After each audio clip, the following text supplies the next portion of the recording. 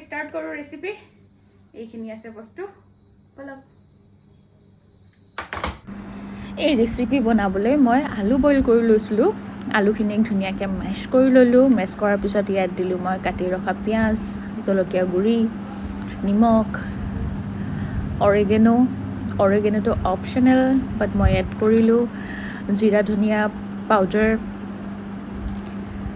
ইয়াৰ পিছতে ব্ৰেডখিনি এনেদৰে মই দেখুৱাৰ দৰে এনেদৰে কৰি কিনে আপোনালোকে মিক্স কৰি ল'ব ধুনীয়াকৈ সানি ল'ব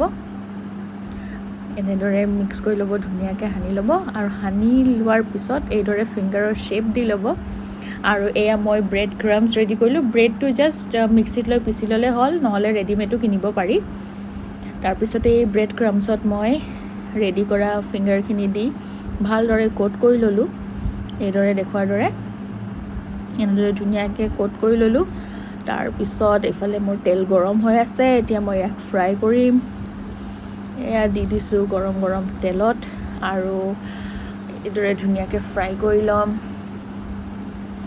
ধুনীয়াকৈ 10 মিনিটমান ফ্ৰাই কৰিলে ৰেডি হৈ যাব ৰেডি হৈ গ'ল মোৰ ব্ৰেড পকৰা বুলিয়ে কৈছোঁ আৰু টেষ্ট কৰি দেখাওঁ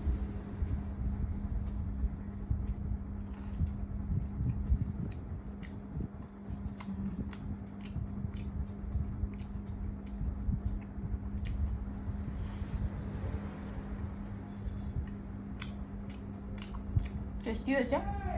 খালি আধাখিনি মোৰ ভাঙি গ'ল কেইটামানে ধুনীয়া হ'ল দেই